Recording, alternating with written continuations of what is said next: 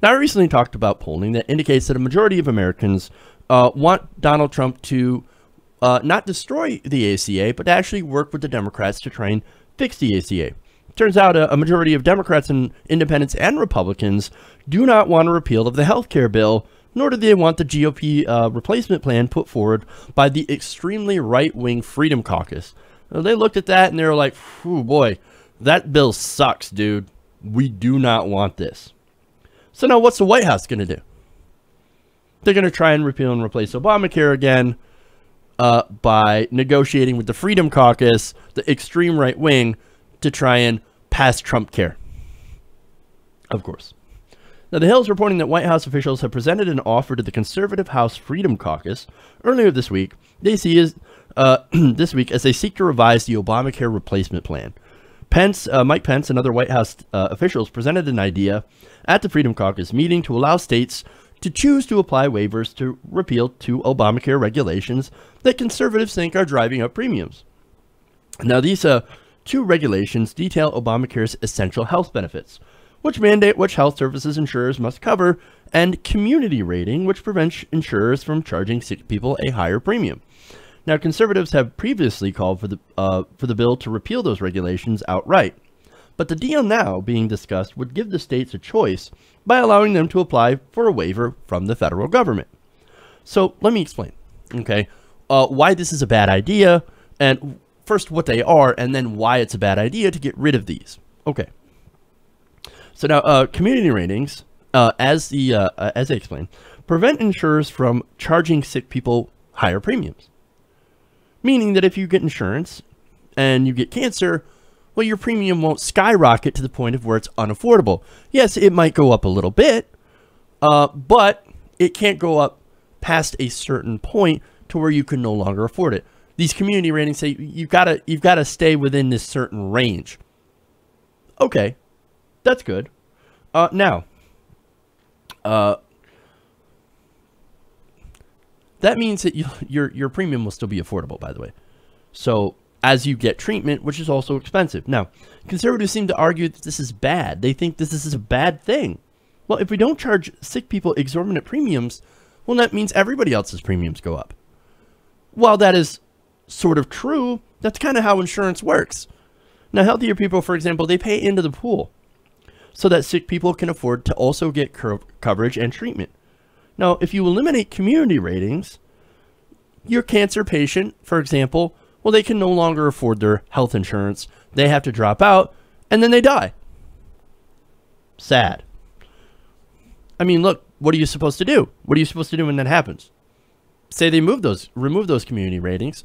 Your premiums go up. You're sick. You can't afford your insurance. You can't afford cancer treatment. What are you supposed to do? Well, Republicans to say, well, don't worry about it. Just pay your cancer treatments out of pocket. Don't worry. We're not worried about you. We're not concerned about what you're doing. I don't care. I don't give a crap. Just pay it out of pocket. And if you can't, sad day for you. Well, these people often cannot afford these treatments because they are tens of thousands to hundreds of thousands of dollars, depending on what treatment you actually need. Now, if you don't have that money, well, sad day for you. Well, just get insurance then. I mean, that's what you're supposed to get. No, you're missing the point. These people can't afford insurance. That is the problem here. And the response to that is, I guess you die then. Look, that's not an exaggeration, too. That's not hyperbole. That's what actually happens. If you can't afford health insurance to pay for your cancer treatments, then you die. Now, Alan Grayson summed it up perfectly, and he got a lot of heat for it. The GOP plan is, if you get sick, die. Die quickly. So, I mean, as long as you're not incredibly wealthy. If you're incredibly wealthy and you get cancer, you're absolutely fine. You're not going to go bankrupt. Now, the other thing they went after is essential health benefits. Things like maternity care, hospitalization. Hospitalization. So you go to the hospital, that is no longer covered. Or that will be no longer covered under Trumpcare. The Freedom Caucus is like, yes, let's get rid of it. People don't need to be, we don't need to pay for people being hospitalized. Pfft. Get into an accident, end up going to the hospital, man, that's on you. You should have never gotten into an accident then. Right. Okay. It also, covers things like mental health care, addiction services. Addiction services. You realize that a lot of places that voted for Donald Trump are facing a huge opium epidemic. There are people that need these addiction services in these counties, these places that voted for Donald Trump, that are just getting hammered by this stuff. And now, Trumpcare is like, get rid of it. We don't need that. That should not be covered by your insurance. It's an essential health benefit, right? Not only that, outpatient care. Look, essentially this stuff, and again, maternity care, pregnancy stuff, all that stuff that some people think that, hey, man, that's never going to happen to me. I'm never going to need it. But see, the problem is, that's not how insurance works. You don't know that that stuff's not going to happen to you. Or you don't know if that stuff is going to happen to you if you're going to get cancer or not. You don't see that coming. So that's why you get insurance, to cover that stuff just in case it does happen. You don't know what's going to happen in the future. You want to make sure that if this does happen, that it does not bankrupt you or your family. But Republicans don't seem to understand how insurance actually works. They think it's all about health insurance provider profits. That's what it is. Well, you just got to get the healthy people in there who are never going to take out money for their care. And so all that does is that helps our insurance company buddies make more of a profit. Well, that's what it's all about. That's how we think insurance should work. Look, you remember Paul Ryan and his ridiculous chart. The guy doesn't know that healthy people in a proper insurance market pay for sick people. Paul Ryan's like, no, we don't want that. No. That's not how insurance works, dumbass. It's not, okay? Now, these proposals, obviously, they're catering to the hard right. Now, that's not going to go over well with the so-called moderates. Representative Chris Collins, a member of the so-called Centrist Tuesday group, centrist, there is no such thing as a centrist Republican, but anyway, he argued that giving states the choice and making them meet certain standards and putting together a waiver application could allay centrist concerns. Because originally the Freedom Caucus was like, get rid of all of them. A national bill. We're going to have a national bill. We're going to get rid of these guidelines, these essential health benefits and community guidelines. Okay, community ratings gone.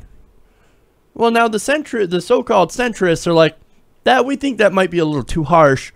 But if you allow the states to get a waiver for that, so they don't have to offer these things, well, that's okay. We'd be okay with that. That's what's going on here. So their fix for this whole thing is let state decide if we're going to get rid of these things. So look, if you live in a red state, for example, and you depend on these essential health benefits or these community ratings to keep your premiums low, it's a sad day for you. You're out of luck. You're gone. Like, go ahead and die. And now, if you live in a blue state, if you're lucky enough to live in a blue state that keeps these provisions, well then, okay, good. You're fine. But the rest of you, the Republican Party is sending you the message that we don't give a damn. We don't care about you at all. These are the moderates. These are the moderates. There is nothing moderate about that. And the only reason that they're saying that they're even worried about this stuff, because again, they would have voted for this bill that threw 24 million people off insurance, raised premiums for older and sicker people, and done all sorts of terrible things. Just destroyed people's coverage. They would have voted for that, but then they were worried about one thing: they didn't want to get killed in the next election. So they're like, we'll make it so that the states can do this. Okay, can take away these things.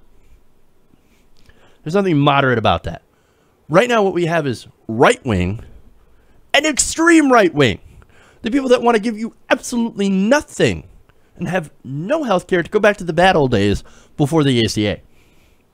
All these politicians do not care at all if you die for not being able to afford insurance. Hey man, that's your problem. That ain't my problem. That's your problem. I got great insurance. By the way, I got government insurance that you pay for. Ha ha, you're a sucker. You pay for my premiums. I get my insurance for free, and then I can work to screw you over. How the fuck is that supposed to work? Now, again, some people be like, hey, no, Jeff, look, this isn't that bad. States' rights. Not only that, but for older and sicker people, you keep talking about older and sicker people, right? Well, what about high-risk pools?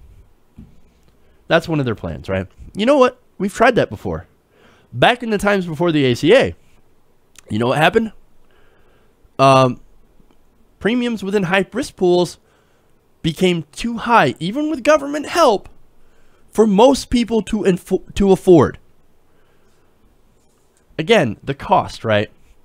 Even with the government subsidies that they say that they're going to put in for these high-risk pools, it's still too high for many people facing illness.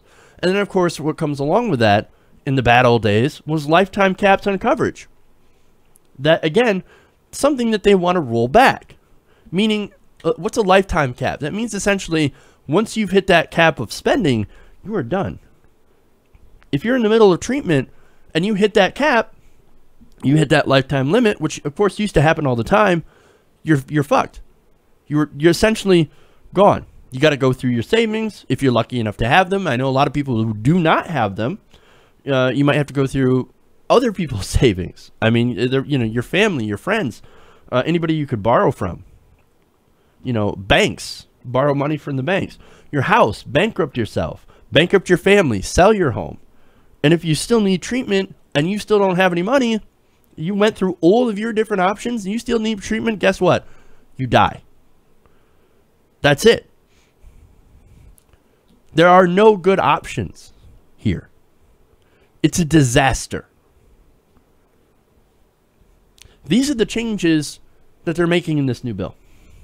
Is it any wonder that the American people overwhelmingly would rather save or fix the ACA? And it's because they've seen your bill, Republicans, and they reject it. Hey everybody, thanks for watching this video. If you want to see more like this, please hit the subscribe button below. And if you want to support truly independent progressive media, please consider becoming a patron at patreon.com/TYTNation.